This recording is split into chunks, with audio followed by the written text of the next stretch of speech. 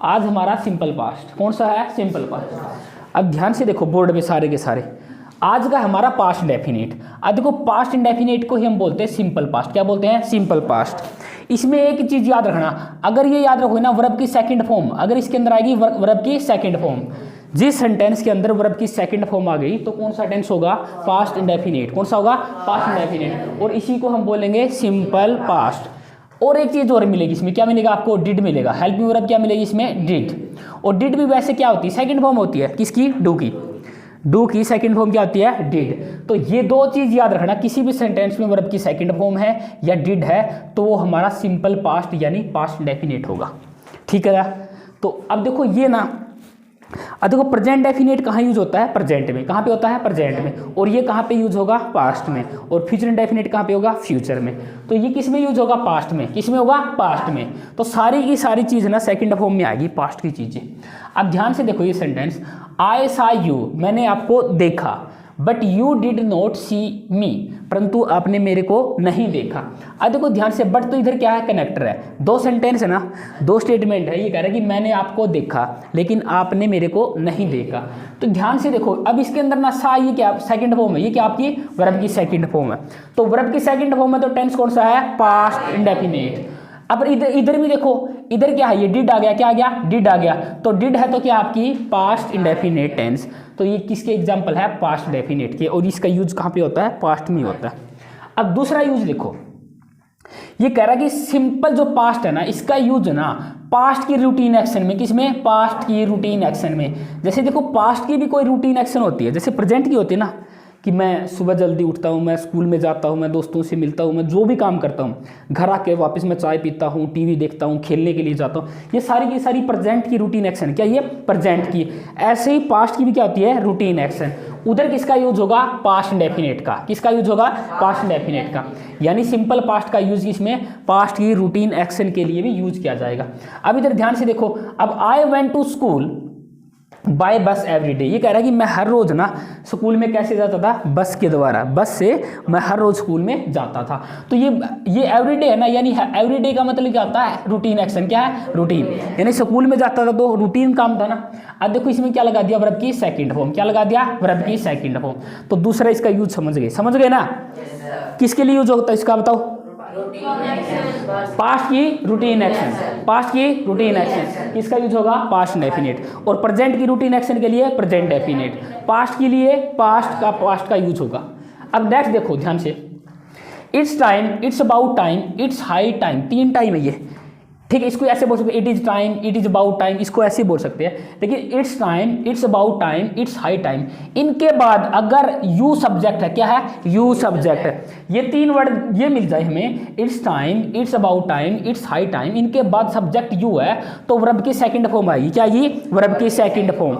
इन sentence को ध्यान से देखो। अब देखो ये इट इज टाइम आ गया। क्या आ गया? इट इज टाइम, यानी इट्स टाइम। क्या आ गया? It's time. और इसके बाद क्या बता दिया? You subject. क्या बता दिया? You subject. ये कह रहा है कि अगर इनके बाद क्या आ जाए? यू सब्जेक्ट आए तो वर्ब की सेकंड फॉर्म आएगी। क्या आएगी? वर्ब की सेकंड। इधर तो क्या दे रखी? V1 दे रखी है। ये क्या दे रखी है? V1। तो ये सेंटेंस क्या आपका गलत है? ये सेंटेंस आपका गलत है। तो इस सेंटेंस को कैसे सही करेंगे? तो क्या आएगा? It's time you. देखो फिर से क्या गया? यू। अगर यू है तो कौन सी फॉर्म आएगी? सेकंड। तो यू स्टडीड। क्या आएगा? You studied. तो ये सेंटेंस आपका क्या है? सही है। आगे देखो, ये कह रहा है कि लेकिन अगर, ये कह रहा है कि इट्स टाइम के बाद कोई टू आ जाए। क्या आ जाए? टू। इस टाइम के बाद क्या आ जाए? टू आ जाए तो कौन सी फॉर्म आएगी? V1। किसका यूज करेंगे हम? V1 का। इस टाइम के बाद क्या आ जाए? टू आ जाए तो किसका यूज होगा? V1 का। अब ये कह रहा है कि देखो इट्स टाइम टू स्टडी। अब देखो इट्स टाइम आ गया और इसके बाद में क्या आ गया? टू आ गया ना। क्या आ गया? टू। तो कौन सी आ गई? V1। क्या आ गई? V1। क्यों आती है? क्योंकि टू के बाद तो क्या आएगा? V1 ही आएगा, V2 नहीं आएगी। टू के बाद जो वर्ब आएगी तो क्या आएगी? V1। तो ये कह रहा है इट्स टाइम टू स्टडी। तो यह टाइम किसका? पढ़ने का। किसका टाइम है? पढ़ने का। अब ये कह रहा है इट्स टाइम टू डांस। यह नाचने का टाइम है। यह नाचने का टाइम है। तो इनके बाद में इट्स टाइम के बाद क्या आ जाए? टू। क्या आ जाए? टू। और उसके बाद में कौन सी फॉर्म आएगी? V1। क्या आएगी? V1। तो ऐसे ऐसे ये एग्जाम में एरर आते हैं। समझ गए ना? तीन वर्ड कौन से है? It's time, it's high time, it's about time. इनके बाद क्या आ जाए? यू। सब्जेक्ट यू आए तो वर्ब की सेकंड फॉर्म। अगर इट्स टाइम है, अगर इनके बाद टू आ गया तो कौन सी फॉर्म आएगी? V1 आएगी। बस यही ये बात है। अब देखो ये सेंटेंस देखो ध्यान से, you do come here every day. He did make a mistake. ये सेंटेंस देखो, पहला ऊपर वाले का मतलब क्या है, अपने आप से सोचो सारे के सारे। You do come here every day, मैंने सेंटेंस लिख दिया he is playing, he is playing. अब इसका नेगेटिव कैसे बनेगा, he is not playing, he is not playing. इसका इंटेरोगेटिव कैसे बनेगा, इज ही प्लेइंग, क्या बनेगा, इज ही प्लेइंग। अब एक चीज देखो, ये आपको पता है कि प्रेजेंट कॉन्टिन्यूस है, क्या ये प्रेजेंट कॉन्टिन्यूस, प्रेजेंट कॉन्टिन्यूस का एक ये सीधा सा सेंटेंस है। लेकिन इसमें एक चीज बताओ, हेल्प मी वर्ब कौन सी है, इज। हेल्प मी वर्ब क्या इसमें, इज। बता देना इज एमआर क्या होती है, हेल्प मी वर्ब। अब देखो इधर ये क्या आपका सब्जेक्ट है, इधर क्या आ गई आपकी हेल्पिंग वर्ब। अब ये क्या आपका सब्जेक्ट है, इधर क्या आ गई हेल्पिंग वर्ब। ही क्या आपका सब्जेक्ट है, इज क्या आ गई हेल्पिंग वर्ब। मेन वर्ब तो प्लेइंग है, मेन वर्ब क्या है, प्लेइंग। देखो ये सेंटेंस है ना कॉन्टिन्यूस का, किसका, कॉन्टिन्यूस, प्रेजेंट कॉन्टिन्यूस का।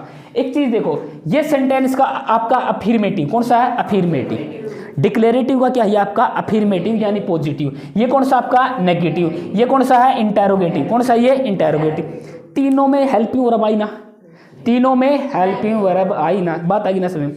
ऐसे कोई भी टेंस होता ना तो सब में तीनों सेंटेंस ऐसे होता ना, एक अफर्मेटिव, पॉजिटिव, नेगेटिव, इंटेरोगेटिव, तीन होते हैं ना, पॉजिटिव, नेगेटिव, इंटेरोगेटिव। जो हेल्पिंग वर्ब आती है तीनों में आती है, किस में आती है, तीनों में।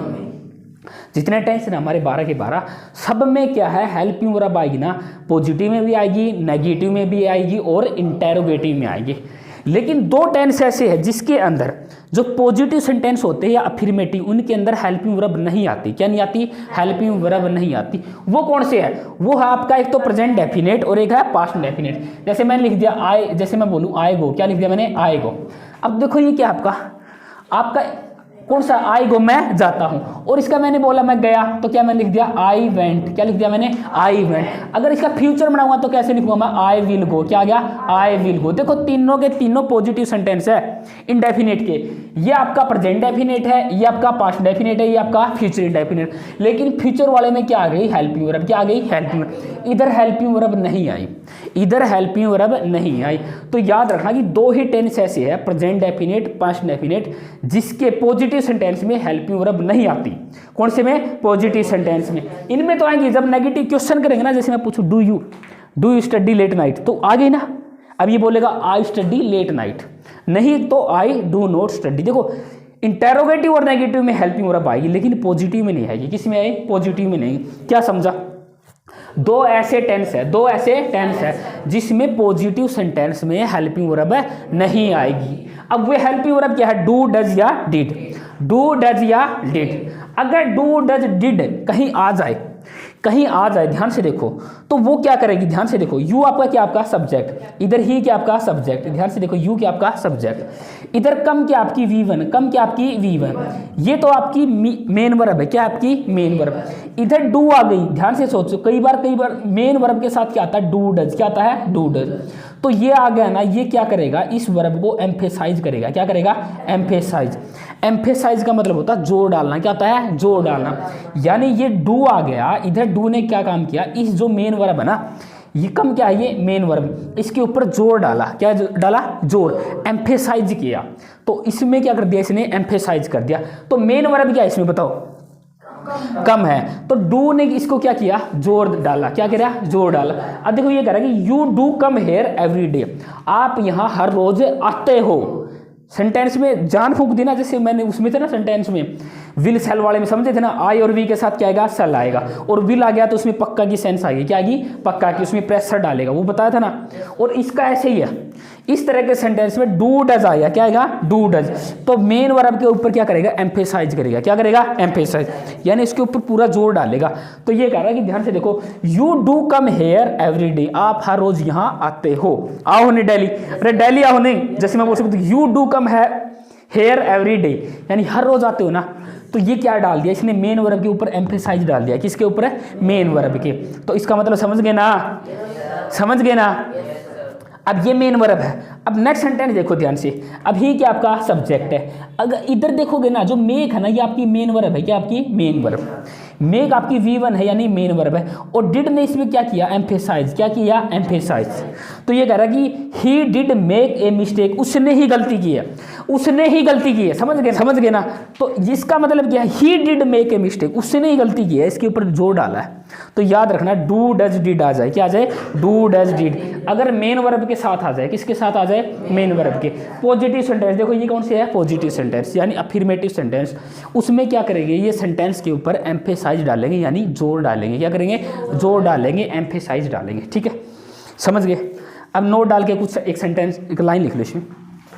Do does did affirmative sentence यानी पॉजिटिव सेंटेंस में आ जाए तो ये क्या करेंगे, मेन वर्ब में, मेन वर्ब के ऊपर एम्फेसाइज यानी जोर डालेंगे, एम्फेसाइज करेंगे। मेन वर्ब को क्या करेंगे, एम्फेसाइज। इधर देखो डू ने क्या किया इसको, मेन वर्ब को एम्फेसाइज। इधर डिड ने क्या किया इसको, मेक को एम्फेसाइज किया। ये सेंटेंस, ये कौन सा है, इंटेरोगेटिव, ये कौन सा है, पॉजिटिव, ये कौन सा है, नेगेटिव। नोट वाला नेगेटिव और क्वेश्चन वाला इंटेरोगेटिव। अब देखो इंटेरोगेटिव में तो क्या आ गया, डू आ गया, क्या आ गया, डू आ गया। और नेगेटिव में भी क्या आ गया, डू आ गया।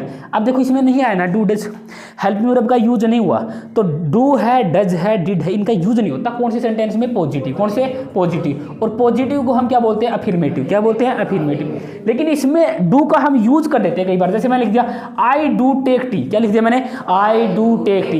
इसका मतलब क्या है, मैं चाय पीता हूं, मैं चाय पीता हूं, यानी एक जोर से बोल रहा ना, जोर डाल दिया, इसमें जान डाल दी। अब इसने क्या कर दिया, इधर इसमें क्या कर दिया, डिड कर दिया। क्या कर दिया, आई डिड टेक टी। तो इसमें क्या बोलेगा, मैंने चाय पी थी, समझ गए ना। तो इसमें जान डाल दी, बात आ गई ना। तो मेन वर्ब तो ये रही, ये डू आ जाए, डज आ जाए और डिड आ जाए, तो मेन वर्ब के ऊपर क्या करेंगे, एम्फेसाइज करेंगे। क्या करेंगे, एम्फेसाइज। ये अक्सर हमें कभी मिलते नहीं, इसलिए हम सोचते हैं कि ये सेंटेंस गलत है और कंफ्यूज होते हैं। तो याद रखना, तो पॉजिटिव सेंटेंस इनमें तो एकदम फाइंड कर लेंगे, लेकिन इनमें दिक्कत होती है। अगर इनमें डू डज डिड कहीं आ जाए मेन वर्ब के साथ, तो समझ जाओगे ये क्या करेंगे, जो मेन वर्ब इसके ऊपर एम्फेसाइज कर रखा है। ठीक है, लिख लिया। अब जिसका रहेगा बाद में लिख लेना, बोर्ड में देखो एक बार सारे के सारे। अब देखो इसमें क्या है, ये बता रहा कि पास्ट का टाइम, क्या बताएगा, पास्ट का टाइम। अगर कहीं पता चल जाएगा कि पास्ट का टाइम है तो उसमें कौन सा टेंस आएगा, पास्ट डेफिनिट। अब देखो ये रही आई हैव कम यस्टरडे, देखो इसने टेंस कौन सा यूज कर दिया, प्रेजेंट डेफिनिट। कौन सा यूज कर दिया, प्रेजेंट डेफिनिट। हाँ, प्रेजेंट परफेक्ट। कौन सा यूज कर दिया, प्रेजेंट परफेक्ट। अब इसको ये नहीं पता, देखो यस्टरडे, यस्टरडे मतलब कि इसको बता रहा है पास्ट को। यस्टरडे मतलब क्या होता है, कल। क्या होता है, कल। कल तो पास्ट था ना, अरे कल क्या था, पास्ट। तो पास्ट में ये टेंस यूज नहीं होगा, तो पास्ट में क्या होगा आपका, पास्ट डेफिनेट यानी वर्ब की सेकंड फॉर्म आएगी। तो इसको हम कैसे ठीक करेंगे, तो आई केम, क्या लिखूंगा, आई केम यस्टरडे। इसको कैसे बना दूंगा, आई केम यस्टरडे, यानी केम यानी वर्ब की सेकंड फॉर्म। बात आ गई ना समझ में। यानी देखो यस्टरडे पता चल रहा है कि कल की बात कर रहा है, तो इसने देखो टेंस अलग यूज किया। तो अब हमें पता है कि पास्ट की कोई भी बात होगी तो कौन सा यूज होगा, पास्ट डेफिनेट यानी वर्ब की सेकंड फॉर्म का यूज करेंगे।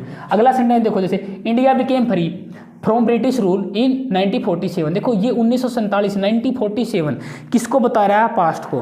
पास्ट को बता रहा है तो कौन सी फॉर्म आएगी, सेकंड फॉर्म यानी आपका पास्ट डेफिनेट या सिंपल। अब देखो इसमें क्या, इंडिया के लिए क्या गया, बिकेम, ये वर्ब की सेकंड फॉर्म है, तो ये सेंटेंस आपका सही है।